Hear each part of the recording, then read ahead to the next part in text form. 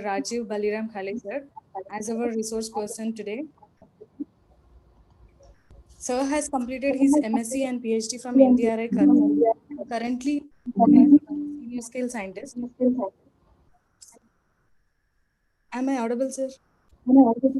Yeah, you are Yes, audible. you are audible, but somebody is nearby you, so the echo is coming. There are two devices.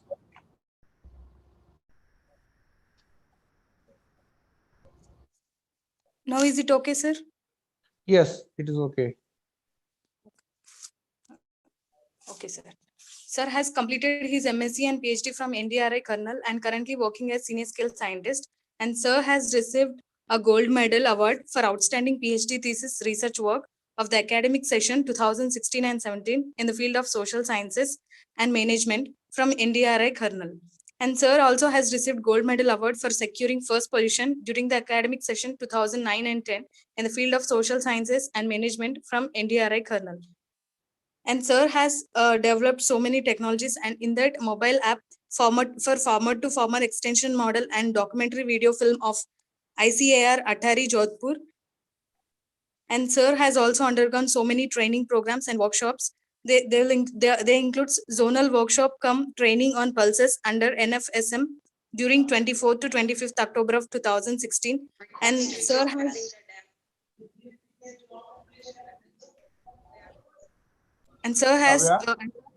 yes, sir. Don't you have this elaborative introduction? Huh? Just introduce me, designation, and my institute. Huh? Okay. Okay, Only sir. of all the things and everything. Okay.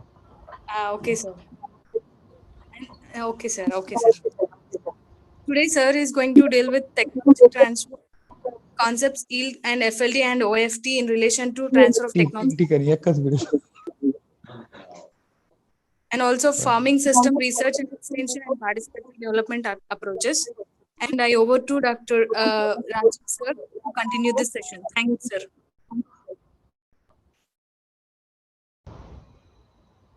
Thank you. Am I audible? Yes, sir. You are audible.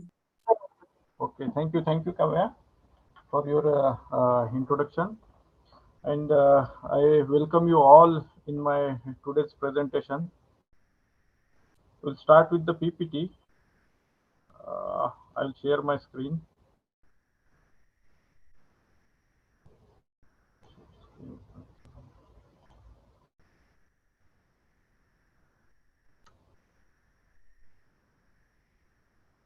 Is it visible? My screen is visible? Yes, sir. It is visible, sir. Okay. So very good afternoon to everyone. Good afternoon, sir. In today's lecture, we'll see first all our I think NET and ARS aspirants. So initially I will brief about the preparation of prelims, mains, and interview.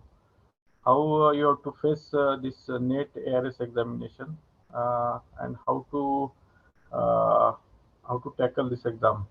And then we will move to our subject or today's topic, technology transfer, concept of yield gaps, FLDs, OFTs, impact analysis, then FSR&E and PDA.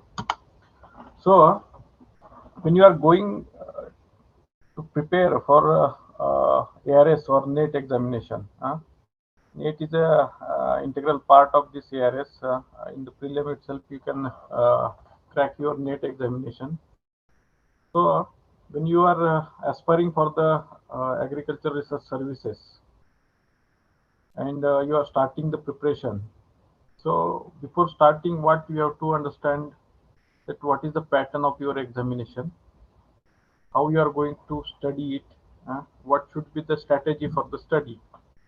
Before you start your study or before you starting your reading material, you just initially go through your syllabus. Syllabus is given at ASRB website.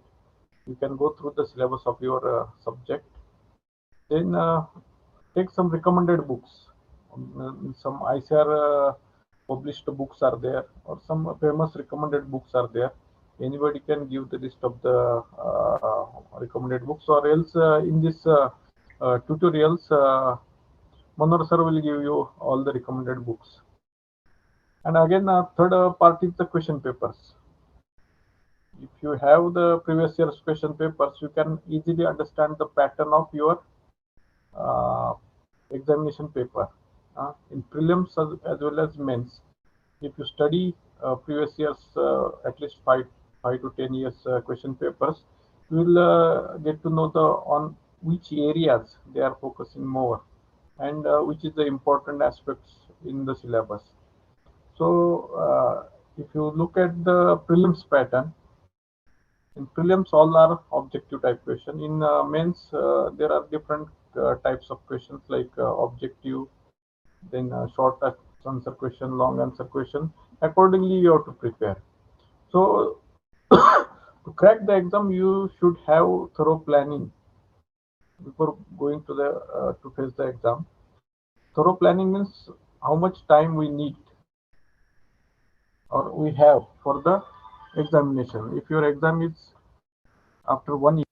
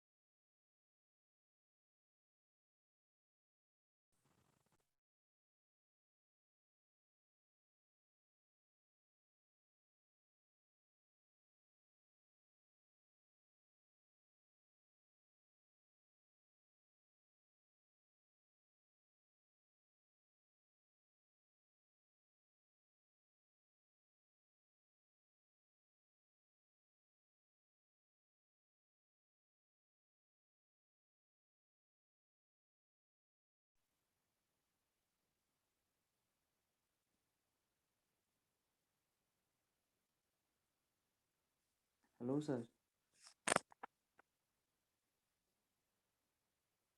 Sir, you are not audible.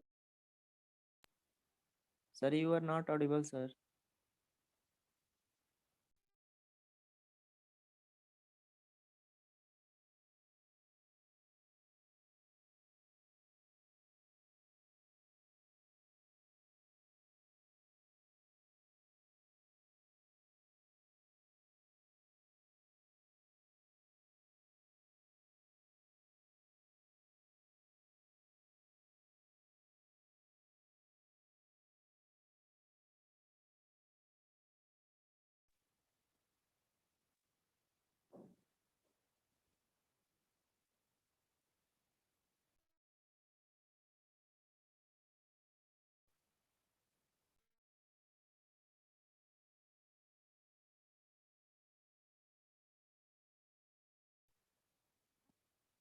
Hello,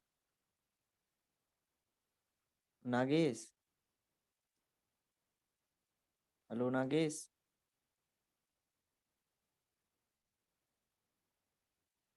Nagesh, sir, is not audible. You listen, you, sir.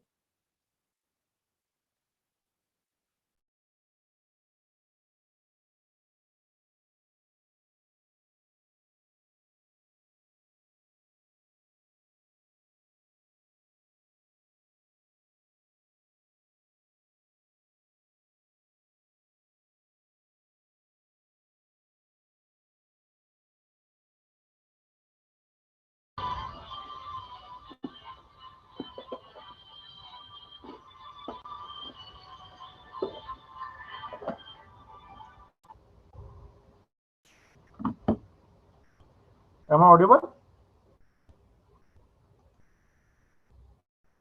Yes, sir. Hello? Yes, you are audible.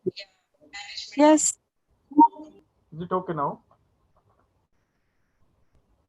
Hello? Yes, sir. yes, sir, you're audible, sir. Okay, okay.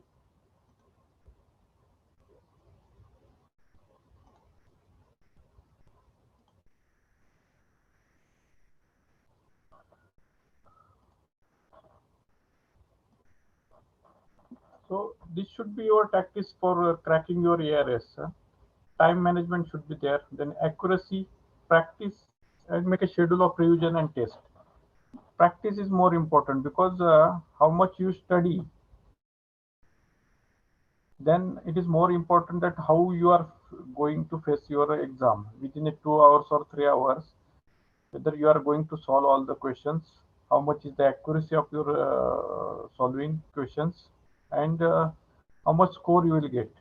Whether you have studied for 2 years, 3 years, 1 year, there is no matter until and unless you are solving at par with your competition. Okay, so for that, when you study side by side, your practice is more important to solve the question paper within a stipulated given time. So if you look at the prelims pattern, 150 objective questions will be there for 120 minutes, means 2 minutes will be 2 hours will be there for objective prelims exam. 48 seconds per question will be there. There is a negative marking system, so 1/3 mark will be deducted for each wrong answer. And to appear for the mains exam, you have to be in the ratio of 1:15 category wise for each post. Means suppose there are 5 posts. For one post, 15 students will be qualified for interview. Like this, you have to see within suppose 5 posts are there, within 90 you should be there. So, and minimum marks to qualify your net or minimum passing mark should be 45% for unreserved category, 40% for the OBC candidates, and SC, ST, PWBD 35%. So accordingly, you have to make the strategy for your exam, how much score you have to achieve. For that score, how much questions you have to solve. If you solve out of 150, if you solve 120 questions and your accuracy will be less, then some negative will be there. Your score will be the below 100. So accuracy is important. Then how much negative we can go, we can get the reduced mark. So that way you have to calculate your paper toughness, and you have to solve the questions, and based on you have to achieve your score to get into the interview list or mains exam list. That is why the practice is more important, and discussion also very important among your group. For mains, one paper will be there for 240 marks. Within 3 hours you have to complete that paper. The paper will include the 3 parts. First one is a 40 marks questions of 2 marks. Okay, each marks will be each question will be of 2 marks, and you have to answer it within a 1 or 2 lines.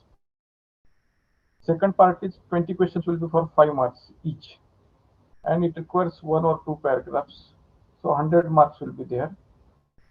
And third part is the essay type questions or descriptive type questions. 6 questions will be there for 60 marks. So accordingly, you have to divide time for 3 sections. For small questions, you have to devote 1 minute per question. For short questions, you have to devote 4 minutes per question, and for long questions, you have to devote 10 minutes per questions. So to crack the exam, you have to follow this strategy, time management. Means within these 3 hours, you have to solve all the required questions.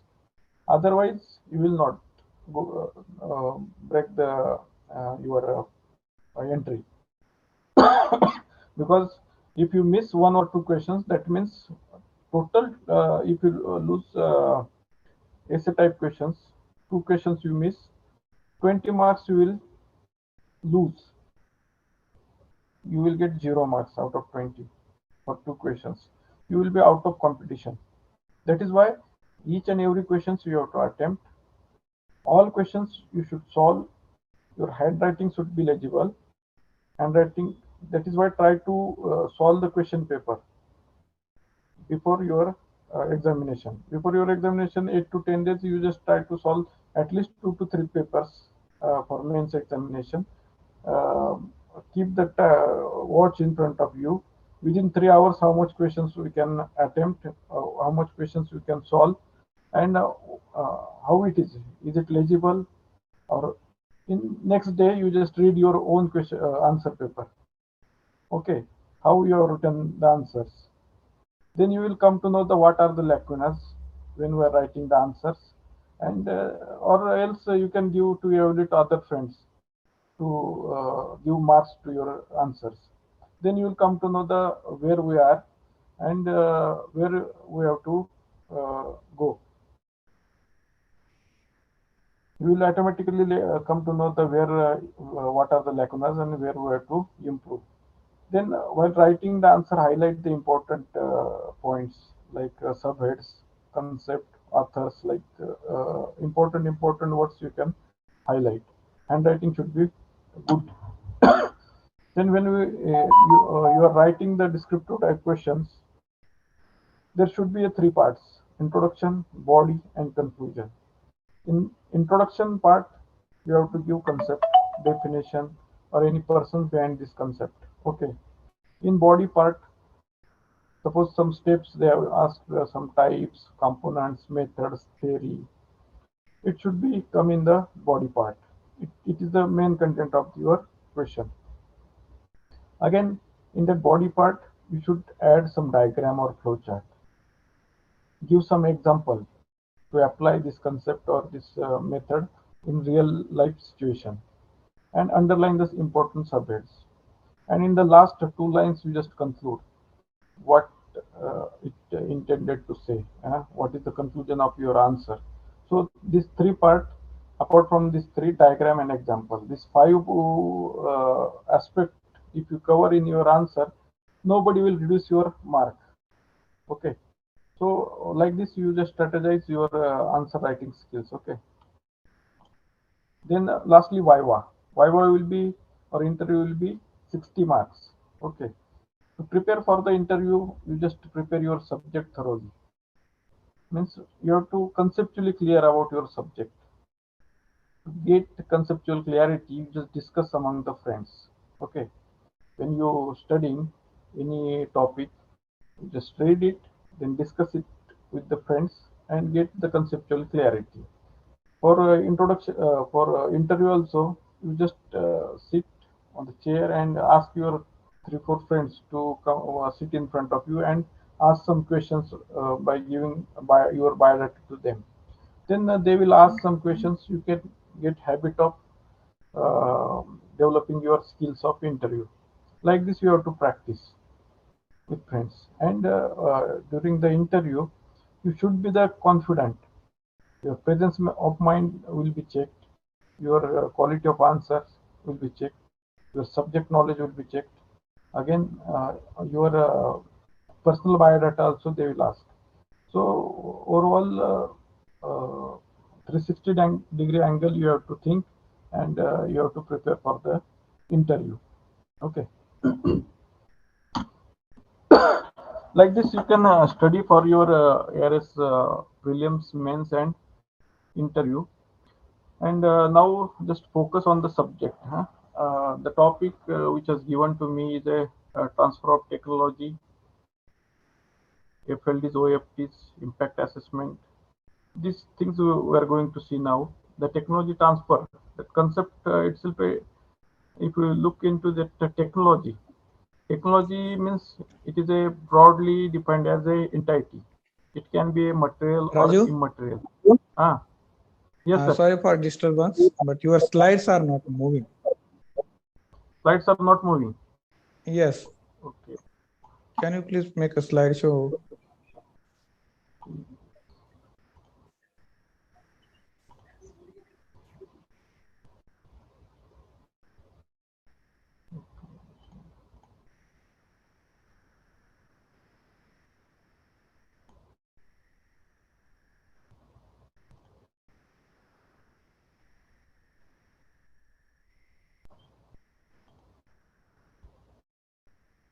Now, is it moving?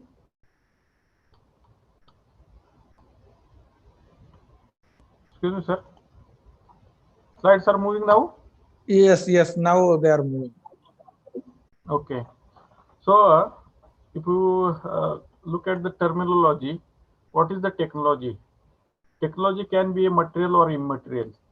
It is created by application of mental and physical effort in order to achieve some value. Means any material things which we have developed or immaterial. If some knowledge application will be there, the knowledge-based technology will be immaterial, and whatever the hardware-based technology is a material technology. And a farm technology can be a complex or blend of the material processes and knowledge. Okay. So another terminology is regarding this technology transfer. Initially, when we see the technology transfer process, technology development is the first part, and technology development or innovation in agriculture is a process consisting of all the decisions and activities which a scientist does, from the recognition of the need problem with planning, testing, conducting research, verification, testing and dissemination for the adoption. Means when we identify a problem and when we are going to solve it, we develop some technology that may be material or immaterial after various trials and error, research, testing, and finally we are disseminating it for the wider adoption. Again, next term is a agricultural technology transfer. It is used to describe the process of formally transferring new agricultural discoveries, improved practices, or innovations that may result from research institutions into the agricultural sectors. So, means lab to land, we have to transfer the technology. Where we are developing the technology, it should be applicable to the farms, and we have to transfer it to for the application in the field. Some technologies they are proving at local condition very better, but some technologies are not suitable at the local condition. Then there will be some problems like technology fatigue. It is a linkage between the laboratory and farmers field have weakened, or extension service often have a little to extend by way of specific information and advice on the basis of location, time, and farming system. Some technologies are cliched. They are not suitable or easy to use. Ease of doing is not there. That is why, along with the technology, there should be a proper knowledge transferred by the extension agencies along with the technology. Then only the others can uh, use the technology properly. If the knowledge is deficit there, with the uses of obsolete technologies and packaged practices, it will lead to the technology fatigue. Then the technology gap will be there. Like it is a gap between the level of recommendation and extent of adoption. When we are recommending some package of practices and farmers are adopting it not at up to the mark, means whole package of practices, if they are not adopting, then certainly there will be the yield gap will be there. So that is why the technology is not fully adopted, then the technology gap will be there. Again, the agricultural technology backstopping, it is needed for to avoid the technology gap. The technology backstopping means technology precaution taken to combat technology fatigue in the agriculture. Means along with the technology, knowledge also should be passed on to the ultimate clients. Then only the technology can be viable or workable in the field condition. If you look at the technology development process, technology generation, technology testing, then technology adaptation, and technology integration, technology demonstration, dissemination, and finally technology adoption. These are the process of the technology development, farm technology development.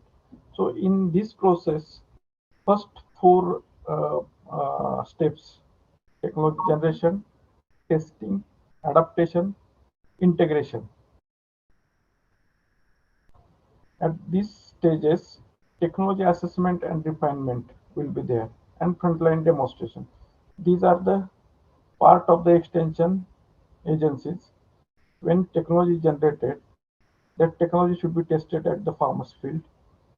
If it is adaptable to the farmer's field, then it should be integrated into the our research extension system. That is why the technology assessment and refinement through OFT, on-farm trials, we have to conduct for the new technologies.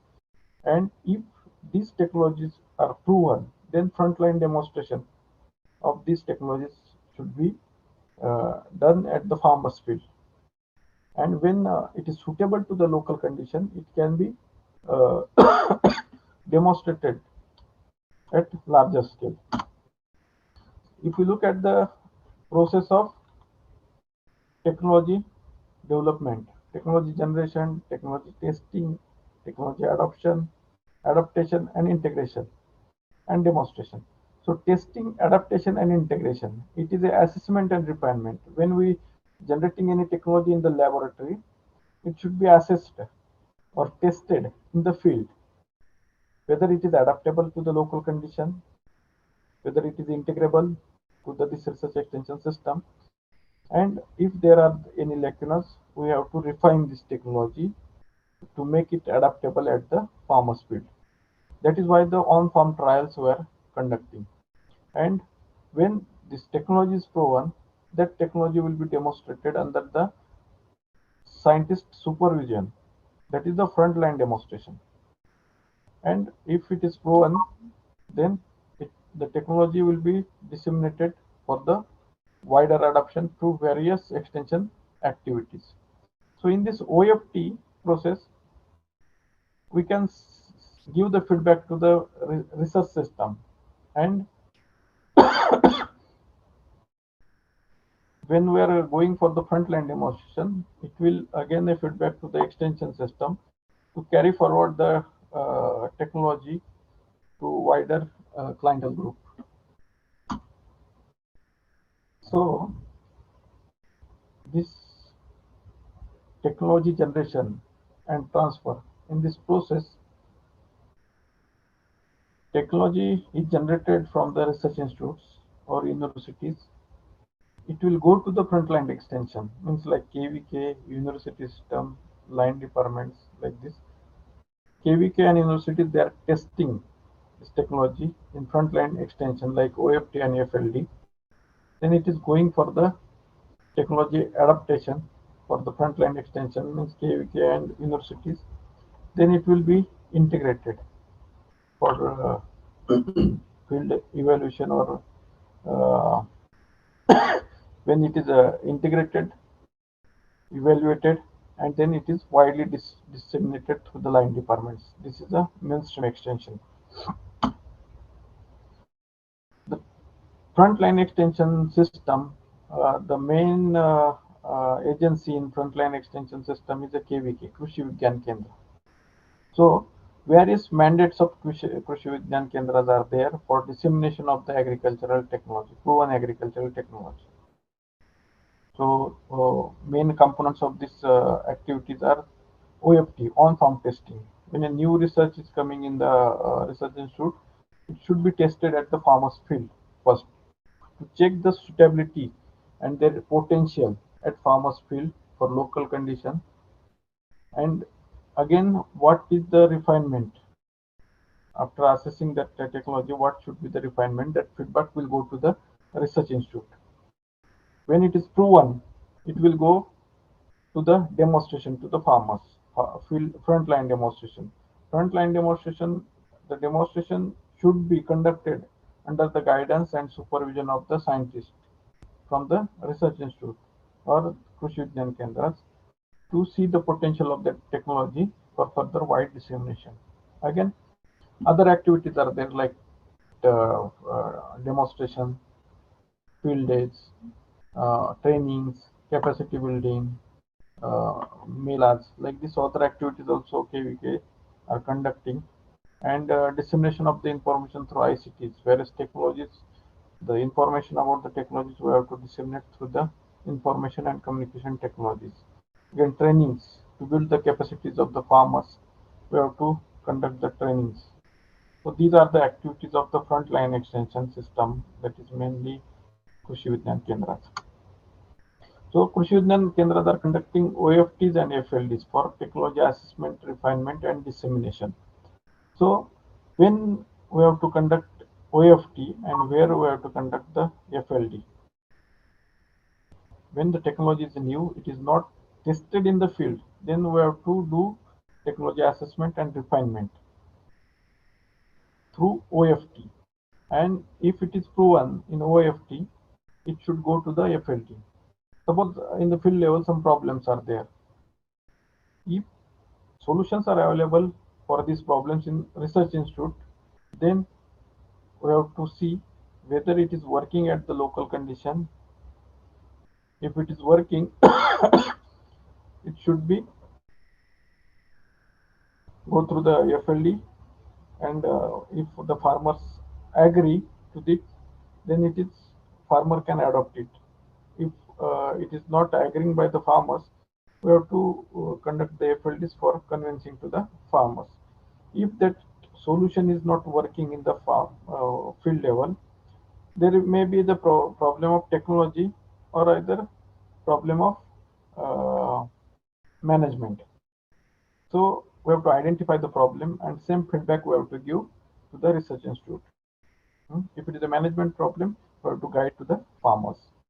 Then if the solution is not available at the research institute, farmers are doing their own innovations in the field, or some indigenous technical knowledge is traditionally available in the farming system or with the farming community, they are applying that one. But when the solution is available, we have to check it whether it is workable or not, and accordingly frontline demonstrations we have to conduct. So we will see one example here. Suppose major problems in the villages, if we can identify, and accordingly we have to give the solutions. There is problem of labor scarcity. Due to the labor scarcity, the operations of weeding and harvesting are not getting done at right time, and transplanting and other operations are getting delayed, and the seedlings will be aged and not suitable for the transplanting. So under this condition, what should be the solution? How to address the labor scarcity? We have to put some FLDs at the farmer's field with the available technologies, like custom hiring of the rice transplanter. Rice transplanter we have to introduce. If it is available on the custom hiring, we have to demo that rice transplanter. Then off campus at farmers field we have to demonstrate, or in the KVK or campus we can demonstrate whether when it is available with the KVK. During the trainings or some field day, we can demonstrate at the farmers KVK campus, or in technology also we can demonstrate these technologies, or in field days. So this type of the frontline demonstrations and demonstrations we can conduct to address the farmers' needs. Then when we disseminate the technology, improve the technology, we have to see what are the lacunas in the technology or in the field, or still the problem is existing. We have to see the technology gap. What is the technology gap? When we demonstrate it at farmers field, already research institute has developed the technology in having their potential yield of any variety. If a variety having the potential of 100 tons or 100 quintal, if we are demonstrating at farmers field, the yield may be low due to the local conditions. Then the difference is the technology gap. What is the extension gap? When extension person or agency is demonstrating that technology, and then later on the farmers are adopting it, demonstrated yield and farmers own practice yield. What is the farmers own practice yield? That difference is the extension gap. Means we are not able to reach at the demonstration level. And the technology gap is potential yield minus demonstration yield divided by potential yield. That is the technology gap. Means we have developed a technology with some attribute of something yield, but it is not getting the same results in the farmer's field. That is the technology gap. Somewhere it is lacking in the farmer's field. So yield gap also there. Yield gap is a potential yield minus demonstrated plot yield into divided by potential yield into 100. That is the yield gap 1. And yield gap 2 is a demonstrated yield minus farmer's yield divided by demonstrated yield into 100.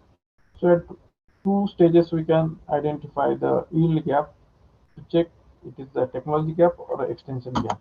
Okay. So on-farm trials, I already told you that on-farm trials, it aims at testing a new technology or an idea in farmers' field under farmers' condition and management by using farmers' own practice as a control. So you have to compare the farmers' own practice and the technology developed by a research institute or university. Then we have to give feedback again to the institute. After that frontline demonstration, when we are having the proven technology through OFTs, it will be go for the frontline demonstration with the close supervision of the scientist of the National Agricultural Research System, which is called as a frontline demonstration, because the technologies are demonstrated for the first time by the scientists themselves before being fed into the main extension system of the state line departments. That is why it should be conducted under the close supervision of the scientist. So what is the difference between the frontline demonstration and normal demonstration, like result demonstration, method demonstration, or normal demonstration? The frontline demonstration are conducted under the close supervision of scientists. Only the latest technology, proven technologies released by the institutes and selected by the KVKs are conducted in the frontline demonstration. FLDs are organized in a block of 2 or 4 hectares, involving all those farmers whose plot fall in the identified demonstration blocks. Only critical inputs and training are provided to the farmers, and rest of the it's labor and other things you have to involve. Training of the farmers associated with the frontline demonstration is a prerequisite for conducting the such demonstration. Frontline demonstration, you have to train the farmers how to use the new technology, how to apply this new technology. The target audience of the frontline demonstration is both farmer as well as extension officers. Okay. The purpose is convince the extension functionaries and farmers together about the potentiality of the technologies for further wide-scale diffusion. FLDs are used as a source of generating data on factors contributing higher crop yield and constraint of the production under various farming situations. So this is the main difference between the FLDs and normal demonstrations. Then adoptive research. Adoptive research takes existing technology and tailor it into the defined areas and defined groups of the farmers. Adoptive research is essentially a problem-solving research. The output of applied research, therefore, is a input for adaptive research. When we have to mold the technology or research as per the locally suitable conditions, that is the adaptive research. So it comes as a on-farm research. On-farm research is a set of procedures for adaptive research with the purpose to develop recommendations for representative group of the farmers. Farmers participate in identifying the problems, prioritizing them, and manage experiments and evaluate results. On-farm research, therefore, a adaptive research with the farmer's perspective. It is a farmer participative research. The technology should be suited to the local conditions, and if it is not suitable, according to the local situations, we have to modify it to adapt to the local situations with involvement of the farmers. So the concept of farming system perspective implies seeing things from the farmer's perspective. Means research institute or researcher should not work in isolation. He should see the problem and see the farming system from the farmer's perspective, what difficulties he is getting, and what should we do for the solving this problem. So on-farm researchers should be sensitive to the farmer-system interaction, understand how the farmer system operates, use his understanding in designing and evaluating the research. So for this we have to do the assessment. The result of on-farm experiment should be analyzed carefully. Analysis require an assessment of the farmer's reaction and opinions. After using the technology, what is the farmer's reaction and how he is responding for the technology, whether is there any difficulty. A thorough agronomic interpretation, a careful statistical and economical analysis will be helpful in this stage. Some points for assessing the results like profitability. After adopting this technology, what is the profit? What are the risks, whether the climate affect that variety or that package of practices? What is the relative cost? We have to compare the existing practices and improved practices, whether the cost is more than the existing practices, whether it is simple and adaptable to the farmers, whether it is sustainable, whether it is suitable for the local condition and farmers can afford it, whether it is safe for the farmers use, whether farming system is compatible for use of that technology. With these points, we can assess the technology at farmers field with a on-farm research. Okay. Then when any technology is getting developed and it is transferred to the farmers field, we should see the impact of that technology. We are throwing something to the farmer's court and he is using that technology. So what should be the impact? Impact is not a short term. Impact is a long term phenomena. Effect is a short term, immediate effect, but impact is a long term phenomena. We have to see when we are pushing something, it moves away. We are hammering, something will crack. When temperature is more, it is water evaporation is more, crop may dry. Like this, when action is there, some reaction will be there. For that action, some impact will be there. That is why for any action or any technology, when we are throwing to the farmers, the impact of that technology, whether it is positive or negative, we should analyze it. Okay. So whatever the actions farmers are doing, its impact we have to measure. Then only we can get the success of that technology, whether it is failure or success. When the farmer till with a new improved flow, what is the impact of this? Short term, medium term, and long term. Furrow are deeper than the earlier. It is a visible impact. Soil is looser and sowing is better.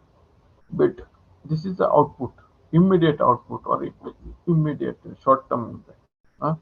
But after this process, crop yield of the farmers will be increased by 20%. This is the outcome. And long term impact will be living standard of that farmers will increase, improve, the farmers income will increase, living standard of living will increase, farmers may adopt the new crop output in the village will increase, and other farmers will adopt the technology. Like this, long term impact will be there. So what is the immediate effect of that technology? That is the output, the final product or goods services produced for delivery. The ultimate, what I told that after plowing, it is with new improved flow, the furrow is going deeper, soil is becoming loose, and it is suitable for the sowing other crops. So it is the immediate delivery of that produce. Okay. Then outcome, that is the medium term results of that specific technology to the beneficiary. That is the consequence of the achieving specific outcome. It should be clearly related to the institutional strategic goal, objectives set for its plan. Outcome, what we wish to achieve. it is outcome, and impact is whether the achieving specific outcome, such as reducing poverty and creating jobs. That is the ultimate impact. Okay. So impact will be the long term, whether it is a positive or negative, but it will be a long term. So what are the methodologies or aspects of the impact assessment or evaluation? So there are various terminology like appraisal, monitoring, evaluation, impact assessment, but it has some meaning. So appraisal, it is a critical examination of the program proposal, normally before implementation or funding. When you submit any project, it is appraised for its economic viability, technical feasibility, or social desirability. So before implementing that project, its proposal is getting appraised. When any project we are going to implement, during implementation, whatever we are observing, we are assessing, that is the monitoring.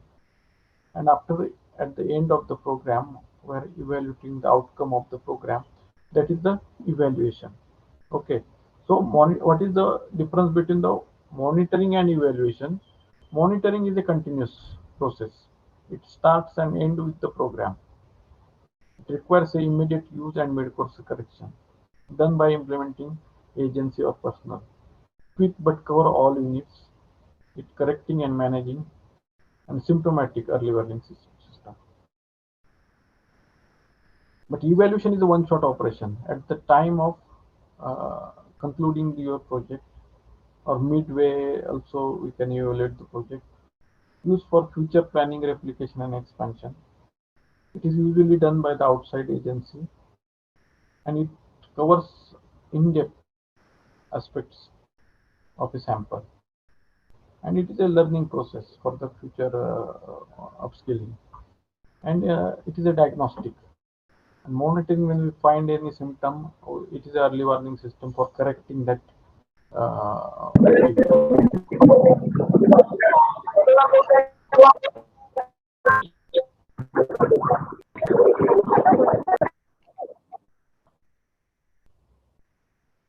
Hello? Am I audible? Yes, sir, you are audible. Hello? Okay. Some Audible, noise is sir. coming. Okay. Sir, some text has hide, sir. Please remove hide, sir. Stop Okay. sharing. Thank you, sir. So appraisal, monitoring, and evaluation focuses on the process and direct result of the program. Okay. But building this impact assessment assessment focuses on the longer term and wider ranging changes beyond the immediate result of the project or program. So these are the critical differences between monitoring, evaluation, appraisal, and impact assessment. So while impact assessment, we should follow some stages. So we have to evaluate a project or any activity. What are the inputs were involved in this activity? What are the immediate output? What are the outcomes? And what is the impact? So during this input output, we are monitoring all the activities. The output and outcomes, these are the evaluation. These are evaluating the progress of the project towards the achieving the goal or objective. Okay. And outcome and impacts. It assesses the impact with a long-term vision, whether it is sustainable or not. Like that, the results will be there. So input outcome, there is a reaction to our whatever the activity we are doing. Output outcomes are the learning stage, and outcome impact is changing behavior of that stakeholders, and ultimately the result will be the impact. So evaluation, what is the evaluation? Assessing as systematically and objectively as possible an ongoing or completed project or program about their relevance, effectiveness, efficiency, impact, and sustainability. This should be the parameter or criteria at the point of evaluating any project or program. What is the need for the evaluation? When an extension professional is responsible for implementing any program or program planning cycle, that program planning cycle includes program formulation, program execution, and program evaluation. So during that program planning cycle, we have to assess whether it is efficient, accountable, and whether the resources are allocated properly.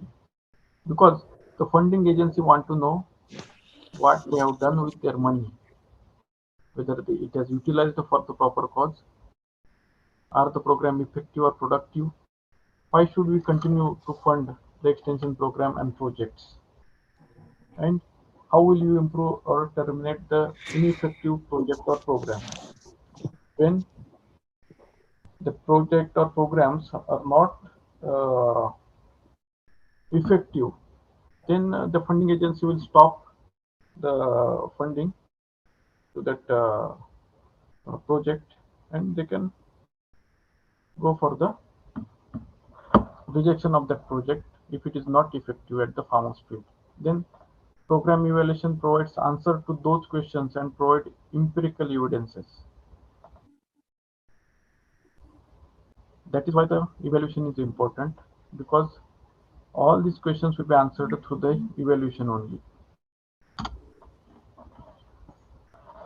Types of evaluation. Types of evaluation focuses on the formative evaluation and summative evaluation. Formative is a process-oriented evaluation.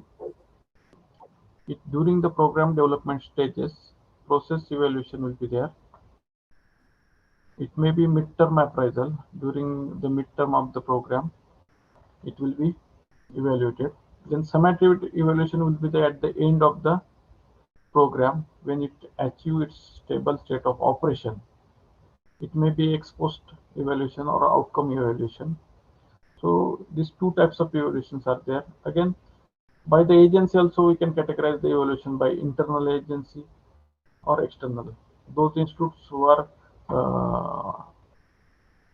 putting some extension program or executing some extension program, they only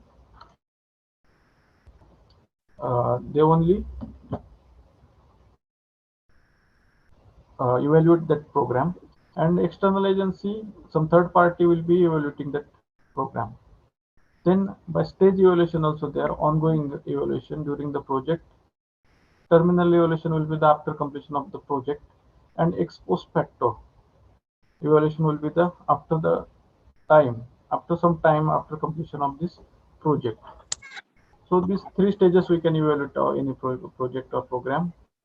Then longitudinal evaluation, it will repeat the evaluation to study the sustainability of the outcome of that project.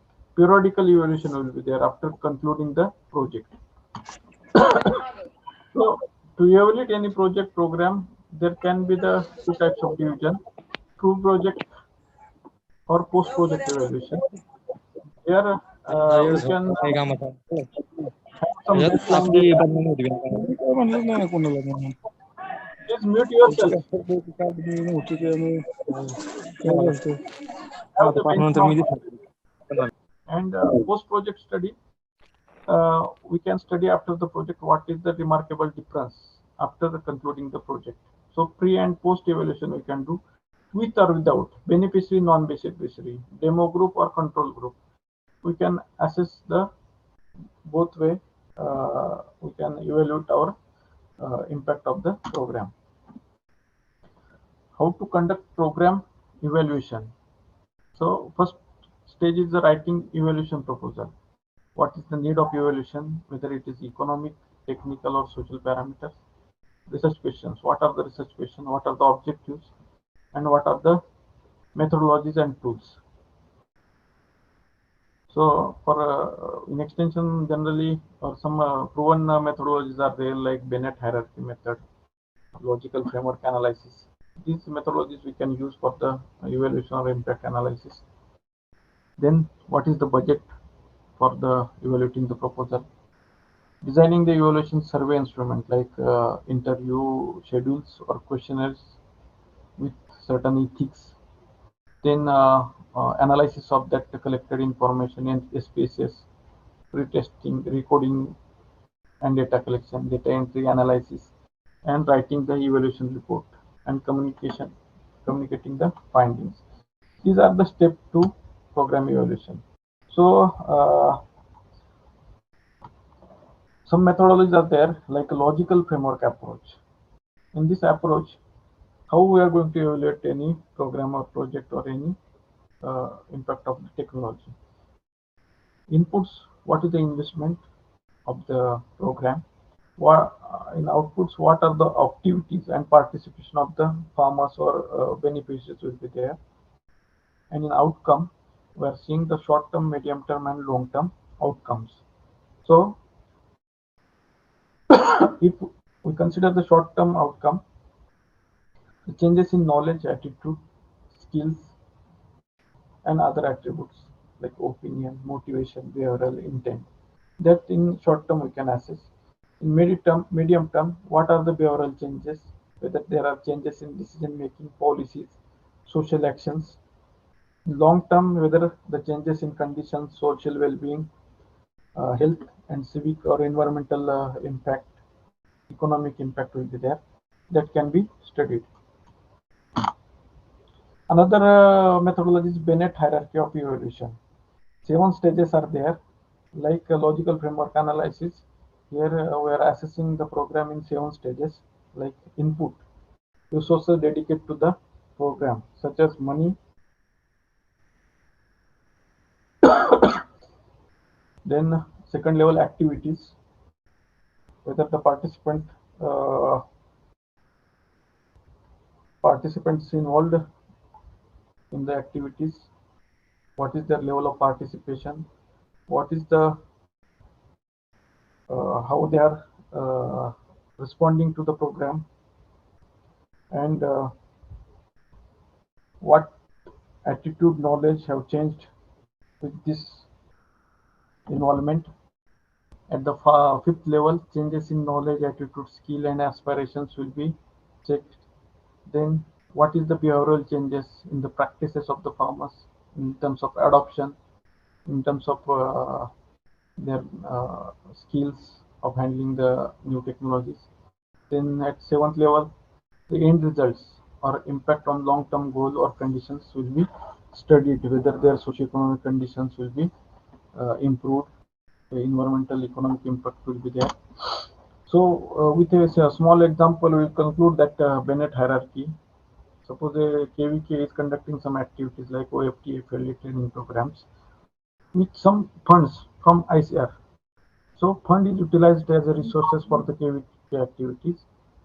That OFTs, FLDs and trainings programs as an activity they have performed. They have involved various stakeholders like farmers, then extension persons and other villagers, families. Then what is the reaction? What is the perception on the training imparted by to the farmers? Then at fifth level, what is the knowledge, attitude, adoption of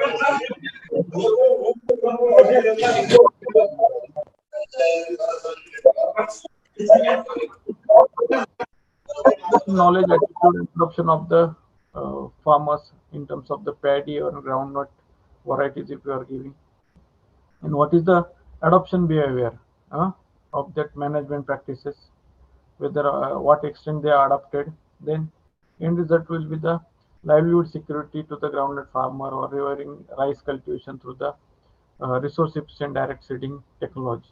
Like this, we have to see for particular technology whether when the KVKs are doing that activity or any agency doing that activity. So this is how we have to study it. When at input level we have to see the fixed and variable cost. Then socio-economic data we have to do by survey. Then activities of suppose a contract boiler farming, one example is there. Then what are the activities involved in the contract farming and non-contract farming. Then at third level output, broiler birds, productivity, efficiency, economic output, what it has increased. Then farmers' reaction, what is the farmers' reaction, whether they are adopting it or not. Then what is the farmers' perception about the inputs and output. Then what is the advices, technical advices to the adoption, non-adoption, discontinued adoption or partial adoption, full adoption, what is the impact. Okay, and at final stage, what are the socio-economic changes at their livelihood. Again, when we are conducting some training programs, the training programs can be evaluated with the Kirkpatrick model. Kirkpatrick model is a standard evaluating methodology for evaluating your training program. Considering the value of any type of training, formal, informal, across 4 levels. First one is the reaction. It is given by the Don Kirkpatrick in 1950, but it is still we are using in evaluating the trainings. Level 1, it is a reaction. Degree to which participants find a training favorable, engaging, and relevant to their job. Then learning. The degree to which participants acquire the intended knowledge, skill, attitude, and confidence and commitment based on their participation. Third level is a behavior. Degree to which participants apply what they learned during the training when they are back on the job. At level 4th, result.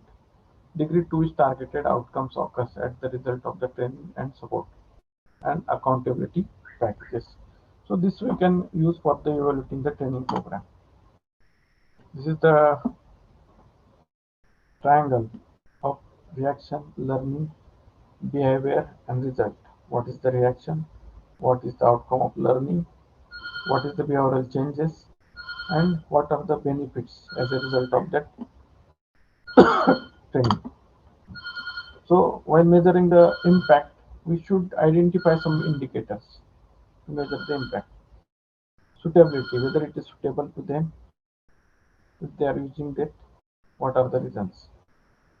Whether the adoption is there, extent of what is the extent of adoption, what is the adoption scale. It consists of the technology, at what extent it is adopted, from sowing to the marketing. Then production, total yield, what extent the yield has improved, what is the productivity, the production divided by total area will give you the productivity. Then what are the additional economic return to the after adopting the new technology. Some of the examples of indicator like changes in awareness, knowledge, skill, increase in number of people reached, policy changes, changes in behavior, changes in community capacity, changes in organizational capacity, increase in service uses, improved continuity of care. Like this, so many indicators we can use for evaluating the any program or technology. Economic impact indicator like labor saved, increase in output, increase in profit, increase in turnover, increase in consumer base, total purchase incidence, returns to stakeholders value, enhanced competition. Like this economic impact indicators we can use for impact assessment. So this is all about our initial topic. And when we are going for ARS, keeping in mind that success is not lie in the result, but it is in effort. So being the best is not so important, but doing the best is all that matters. So do your best for your exam. Ultimately, the success will be yours. Thank you and all the best. Please ask if there are any questions.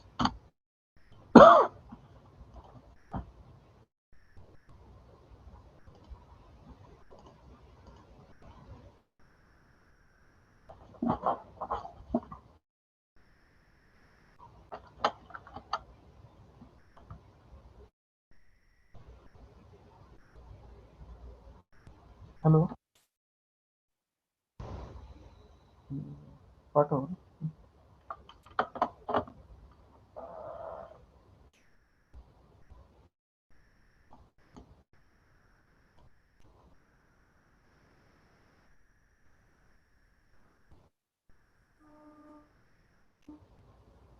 Hello, sir.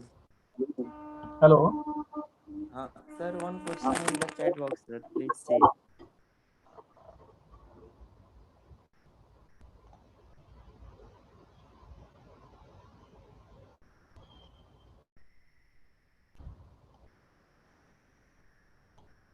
One question is there.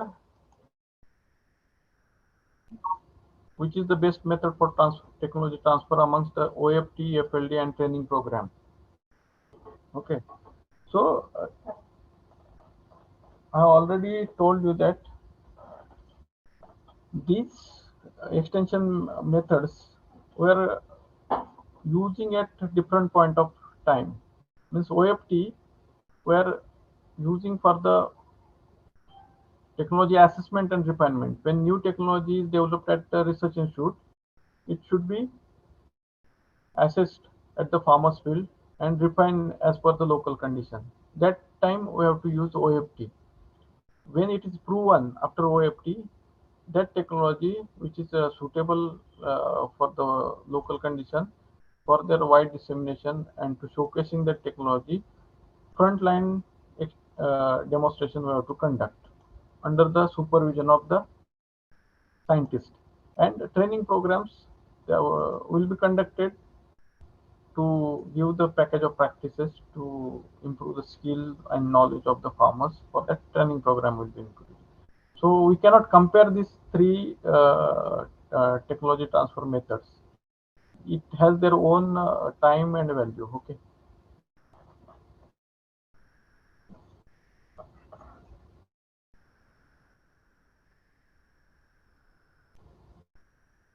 Any more question?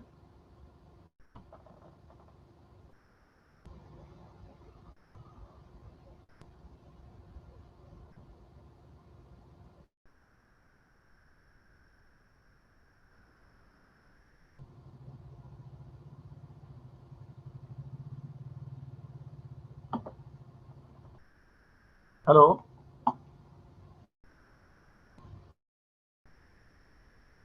Is there any question?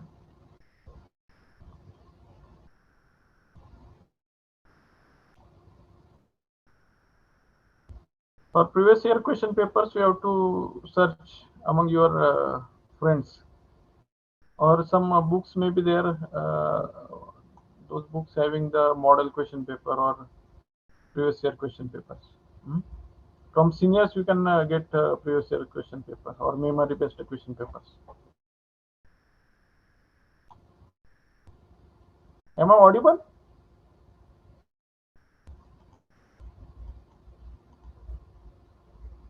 Yes, sir.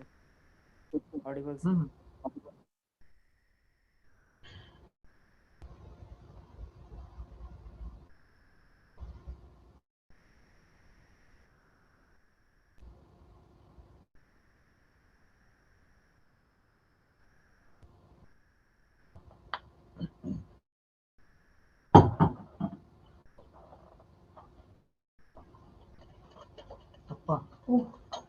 Canteen वाला नाही.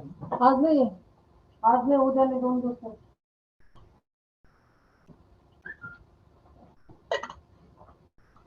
काय करायचं होतं? Coffee वर जाऊ का मग?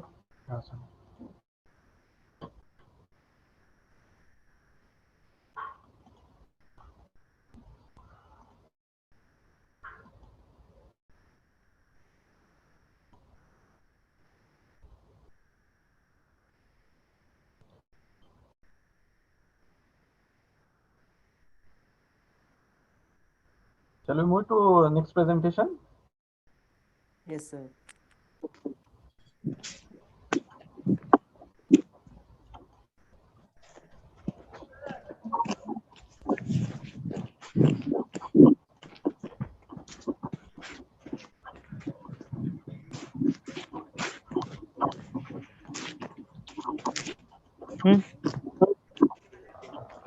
तुझं नाव काय?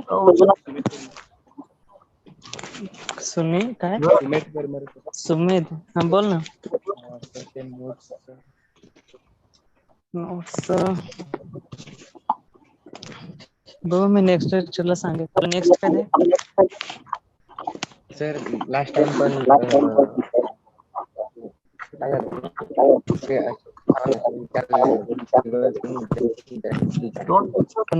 Don't discuss among you. चालेल बघ नोट्स मी सांगतो तुम्हाला बुक्सचा कशा कशात Mute your हे कसं हे mute your audio. तुमचं सगळं थोडं थोडं ह्या बुक स्पेशल नोट्स नाही त्यामुळे मी सांगेन तुम्हाला कोणत्या बुक मध्ये कोणत्या पेजेस वर आहे एकदा नेक्स्ट लेक्चरला सांगून दे सिलेबस देऊ का तुम्हाला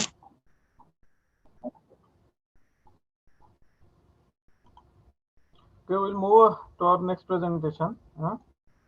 Is it visible now? Yes, sir. Okay, so we'll move to our next topic: farming system research and extension and participatory development approaches. Okay. So what is farming system research and extension?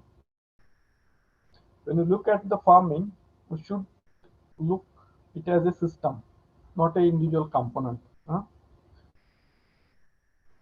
When we have evolved with a food sufficient country, earlier our approaches were different for the transfer of technology. Now newer approaches are different. So when we started our extension programs, most of the programs were top-down approaches. That is why they were not effective. After assessing that performance, this farming system approach we have developed, and farming as a system we have to look towards the farming. So farming system is a complex and interrelated matrix of soil, plant, animal, implements, labor, capital, and interdependent farming enterprises.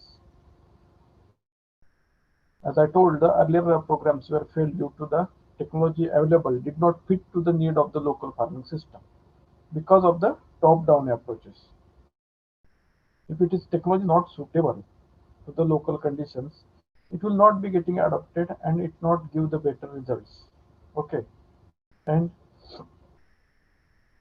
that is why during the 1970s, farming system research and extension approach was introduced for the participatory approach, participation of the farmers. It is a bottom-up approach. So, if you look at the characteristics of the farming system research and extension, it follows the system or holistic approach to development at the local level. It is built on the principle of productivity, profitability, stability, and sustainability. It is based on the promises of active farmers' participation in development processes. It uses the existing farmers' organization for transferring the technologies to the local people. It considers the farm family household as an integral part of the farming system, not an individual. Okay. So it is a holistic and farmer participatory approach, not a top-down or individualistic approach. So farmers are using as a implementing agency includes the farmers in the planning and execution of that project, and it is a bottom-up approach after need assessment in a participatory mode. It believes that the development of the farming system is dependent on the availability of the support services that caters the farmer's need and desires. Farming system development is enhanced where the farming system as research activities exist. It emphasizes on the substantial training to strengthen national institution and enhancing its effectiveness. It provides package of works, targets to the resource poor farming families. It requires commonly homogeneous type of farmers. It is an interdisciplinary approach, follow participatory and bottom-up planning.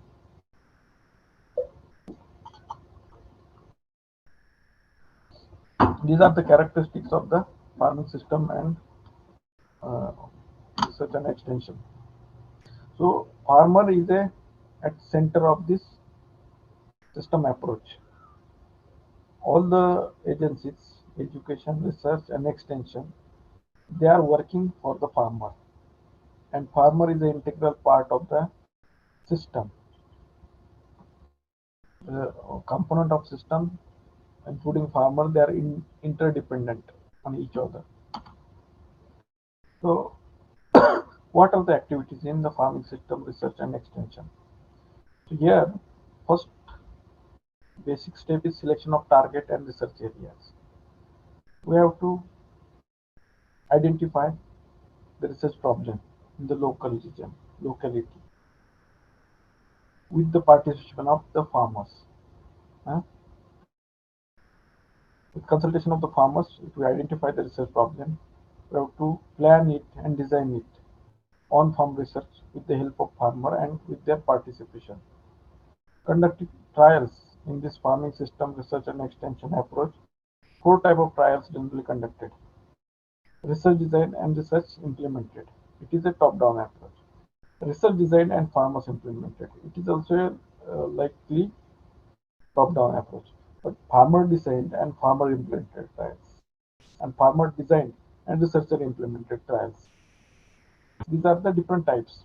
But here, farmer designed and farmer implemented trials, farmer design and farmer researcher implemented trials.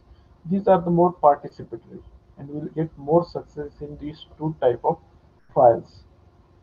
So ultimately, technology dissemination and a result of extension will be more in this type of the activities. So these are the steps involved in the FSRE. First one is the diagnosis. Describe the farming system, farmer circumstances, define the targeted groups, whether informal or formal surveys, use of the secondary data. Then plan for the research, farmer participatory research, problem identification ranking, analysis of causal relationship, identify the potential solutions, then do the experiment, design and test on farm and on station. What are the alternative technologies with the farmers' involvement by exploring screening, verification, and demonstration? Then assess it at farmers' level, statistically, economically, and socially consideration. Then the recommend for the dissemination after testing for the wider dissemination. What are the benefit of the FSRE? Research and extension program based on the farmers' need. The farmers' needs are identified with the participation of the farmers. It involves the strong linkages between the extension and research personnel. It promotes diversified farming system for different ecological conditions. It is built on the principle of profitability, stability, and sustainability. It facilitates the faster adoption of the recommended technology. The recommendations in the area and farmers specific fulfilling their local needs. The approach targets whole family through package of works, not for the individual farmer. Whole family principle here we are applying in the FSRE. Strongest commitment of the farmer for the use of technologies because it is a farmer participatory, identified, developed, and again adopted by the farmer. There are some drawbacks in FSRE. Its success depends on the collaboration between the research scientist, extension specialist, and farmers, and upon the missionary spirit of the concerned officers, which is a very rare in our bureaucracy. That is why the involvement, equal involvement of all the functionaries here is important in a missionary mode. Untimely supply of the input guidance and inefficient marketing undermine the concept of this FSRE or extension. Major emphasis is on cropping system, whereas a small farmer need package of works. Problem of poor cooperation and collaboration among the concerned departments. Bringing multidisciplinary scientists under one umbrella, it is also a difficult task. The slow visibility of the results or the experiment makes technology non-appealing to the farming community. So, after FSRE, what is participatory technology development? Participatory technology development is a creative process of joint experimentation and research by farmers and development agents in discovering ways of improving farmers' livelihoods. a process of creative interaction within rural communities in which indigenous and scientific knowledge are combined in order to find solution to the farmers' problems and to take fullest possible advantage of local opportunities. Means it is jointly experimented and creative interaction with the farming community as well as researcher or scientific knowledge base to find the solution for the farmers' problem by the farmers and researchers. In its purest form, participatory technology development is a process in which problems for which solutions have been sought are identified and prioritized by the farmers for themselves. Alternative solutions to be tested are defined by the farmers.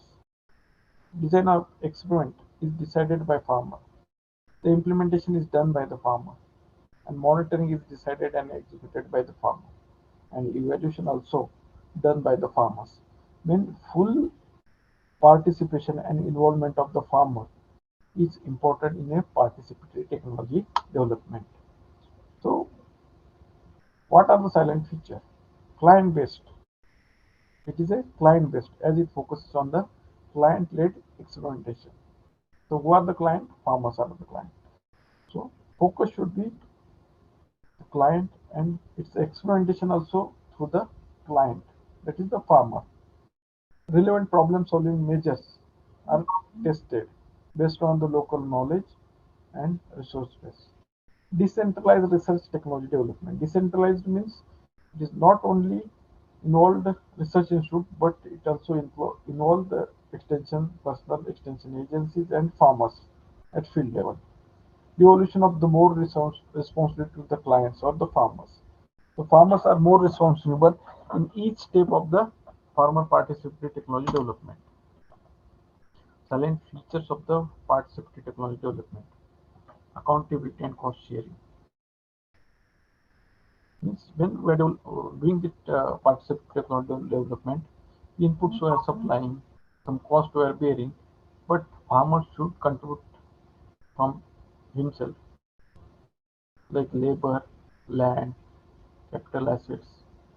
There should be, because when we give something in free of cost, there is no value, or there will be no accountability. That is why some cost should be beared by the farmer. It should focus on the sustainable productivity, considerable gap between the theory and practices. That is why when we involve the farmer, practically the problems he can raise and there will be a gap minimization between the theory and practice. It requires constant analysis and application, and prescribed methodology does not exist to do the participatory technology development, but we have to design the methodology with the involvement of the farmer. Now, what are the objectives of participatory technology development? Participatory technology development and customization as per the local needs. Improve the functional efficiency of the farmer research. Because when we develop a technology, it should not limit to the institution or research institution. It should be workable to the farmer's field. Then capacity strengthening. It should involve the capacity building of the farmer to use that technology and skills. Empowerment of the local communities to make effective demand on the research and extension organizations. What are the steps in the participatory technology development processes? First one is getting started. So at the initial level, before starting anything, we should build a proper rapport with the farmers. Reconnaissance analysis or awareness mobilization. Without the involvement of the farmers or a proper rapport, we cannot go ahead. Otherwise, the involvement and participation of the farmers will not be there. Understanding problems and potentials. Analyzing the driving and sustaining forces. Identifying scientific and local knowledge of the farmer. That we have to identify first, and then we have to implement our technology development process. Looking for the readiness to try. When we analyze the farmer's knowledge, local base, then we have to identify the priorities of the farmer, screen the options and choosing the selection criteria, developing the agreed research agenda. We have to identify the priorities, then what are the options available, and with the involvement of the farmers, we have to get the consensus on what should be the research agenda workable. Then designing of the experiment, review the existing practices, plan for the experiment, design the experiment, and design the evaluation protocol. Whether we are achieving what we are planning, that we have to see at initial level. Trying out, implementation of the farmers experiment, measurement, observation of the research. That farmers experiment, when we are implementing, we have to try it and measure observation for the research. Then we have to go for the evaluation, analyzing the results and comparing the results with the existing technologies and existing practices. Then experience sharing. When we are involving the farmers, we should share the farmers' experience by conducting the field days, communicate principles and results, and build the capacity of the other farmers to share the results. Sustaining the participatory technology development process. Sustainability is more important. Creation of favorable conditions to continue that experiments, and developing self-management capacity of the farmer. After developing a technology, it should not be stuck at the development level. It should be upscaled to other level, and it should give some gain to the farmer. That is why after getting success, it should be upscaled with the consideration of efforts, dissemination to the more farmers, and moving out to other localities. It should be the approach for the participatory training development. So there are the various level of participation. When we develop a technology with a farmer participatory mode, the extent of participation will be varied. When we are conducting on-farm trial, it may be non-participatory also, even though it is on-farm trials. When a researcher is managing, it may be a contract trial. When research managing, research is giving input, research is giving everything. Farmers is going to give only a plot to him, and he is managing that trial. This is the research management. The least level of farmer participation we can find here. But consultative is also a non-participatory participatory. Consultative means like a doctor is consulting to a patient. Likewise, we are only guiding on some problem to the farmer.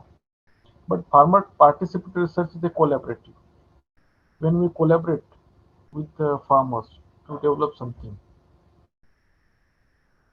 then it can be a collaborative, or it can be a farmer managed. So it is a collegiate. You see here, the farmers, we are only facilitating, but farmers are doing all the things. We are supplying inputs, but farmers are doing all the package of practices. He is evaluating its results. He is disseminating that results. He is getting results and improvement over that technology. So that is the benefit of the participatory technology development. It encourages the farmers' experimentation. ITKs of farmers can be gainfully tapped. Farmers' knowledge and creativity are harnessed to develop appropriate technology. Farmers are motivated when their views are respected. Technologies are more rigorously tested when under users' condition. Technologies to suit diverse agroecological and socioeconomic situations. Technologies are more likely to be adopted. Technologies are in users' hands more rapidly. It complements the station-based research to suit it more to the local condition of the farmers. So there are some programs like IVLP, Technology Assessment and Refinement. Here we interest the farmers' participation, participatory analysis and adoption of the technology in farmers' condition, participatory assessment of the technology on farmers' field, Involvement of the farmers in technology refinement. So assessment and refinement will be with the participation of the farmers. Then SREP is the ITD component of ATMA or NATP. Here also the participatory analysis of agroecological situations for identification and prioritization of the problems. SWOT analysis of the farming situations. Participative planning of the strategies and activities. Farmers involvement through the group mobilization like farmers organizations, self-help groups, then farmers client groups like this. Then NIP also a consortium approach. In consortium approach, value chain analysis, integration, sustainable rural livelihood security.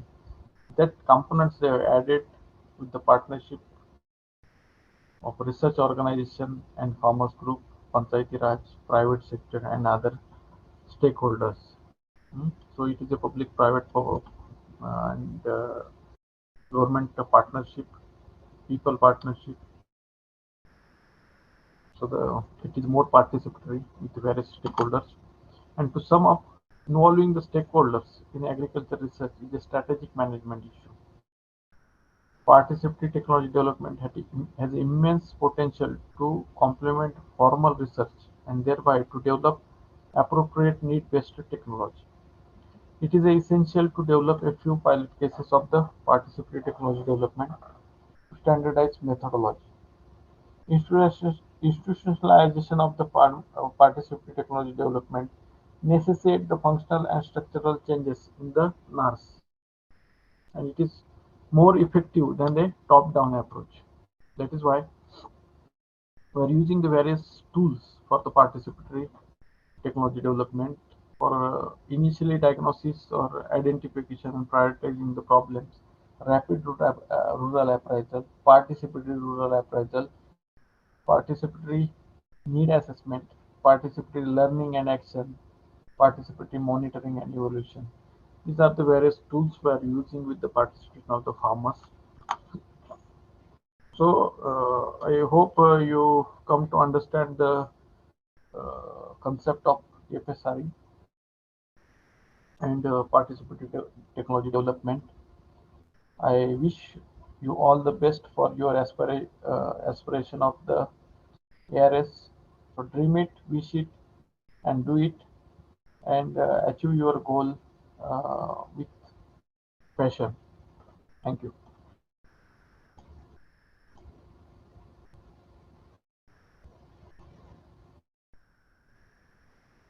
Is there any question?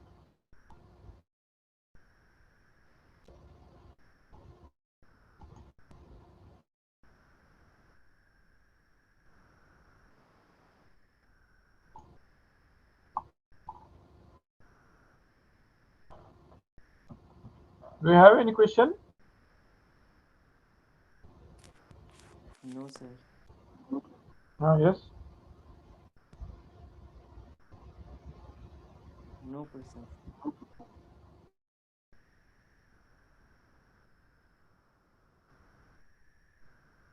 No question, huh?